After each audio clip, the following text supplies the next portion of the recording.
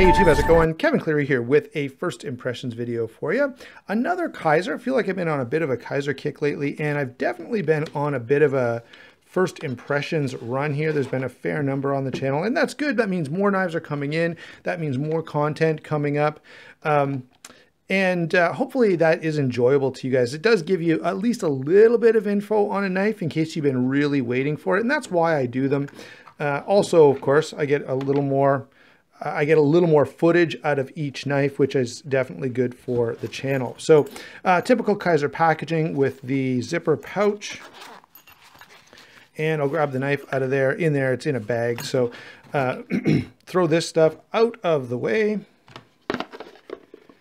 And let's get on with taking a look at this very interesting Kizer. This is an in-house design, and often I'm not in love with their in-house designs, but this one I actually really like. What drew me to this was absolutely the design of this, the blade shape, the overall sort of angular look that it has. I was really interested, and since that time there's been a couple other things that I've noticed that I'm actually pretty happy about. There is another version of this that has a drop point blade, and Nick Shabazz has a review of that one. I watched that a couple times while I was waiting for this guy to arrive. So if you like the drop point blade better, that might be the option for you. Let me kind of give a quick rundown on what we're dealing with here, and then we'll grab size and weight and where I think this knife fits. Okay, so up front we've got an S35 VN blade with a stonewash finish. We've got a full flat grind, which I do really like, and sort of a Wharncliffe reverse Tanto style blade shape, again, which I find very appealing. On the pivot, we have the typical Kizer pivot that I don't like. I would love to see them just go with, you know, sort of a flat screw like this. But anyway, not the end of the world. Obviously, I don't hate it enough not to buy it, so I shouldn't be complaining too much. It is a flipper deployed knife on bearings, and I will say this, guys, this is one of the nicest actions I've felt on a Kizer. The detent is definitely a little stiffer, and I guess I should find out if you've got one of these. Let me know how the detent is on yours. Hopefully this is a thing for this model and it's not just I happen to get the only one with a good detent. I would love to hear you comment down below if that's the case with yours as well. So definitely pretty happy with that. In terms of construction, we've got a titanium frame lock here. You can see there's the lock bar with the lock bar insert, spring clip, which is, you know, typical of the Kizer in-house designs. Often on the Bladesmith knives, you'll get a 3D machine clip. We've got a pretty nice flipper tab here that's designed well for flipping, which is actually a welcome surprise. It seems like you don't see that a lot for some strange reason. And let's see, is that clip? Yeah, it is single position clip and lanyard hole that I think incorporates reasonably well into the design. This is a little bigger, heavier knife from Kizer, and it's a little bigger, heavier Wharncliffe blade, which is something that really drew me to this.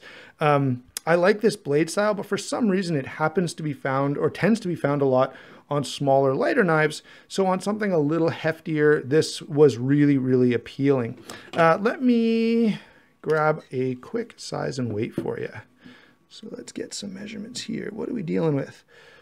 Overall size on this guy is 8 1/4 inches. Blade length is 3 5/8. Closed handle length is going to be 4 and just a little more than 5/8, not quite 11/16.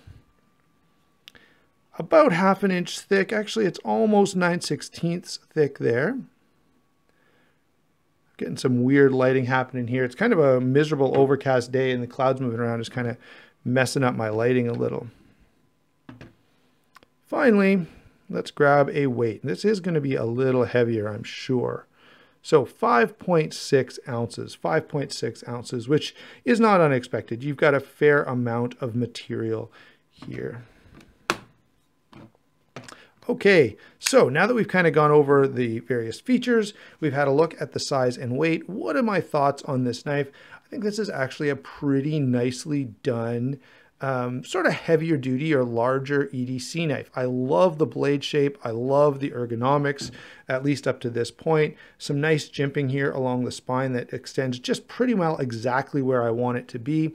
The other thing is this high flat grind makes for an extremely useful blade for just about everything. The only limit that I would place on this is it's not going to be a great skinning knife. Okay, you want some of that more, some more belly up front for that. But for just about everything else, this is going to be a really, really well-designed blade. So there you go, guys. That's sort of my overall take. If you like, you know, heavier duty, full-size hand filling knives for your EDC, I think it's a great option. Even EDC Plus, this is pretty strongly built, and I think it would serve for a lot of things that would maybe be a little beyond what you might want to do with, say, a Para 2 or a Griptilian or something like that. Thanks for watching. Don't forget to like and subscribe, and we will talk to you soon.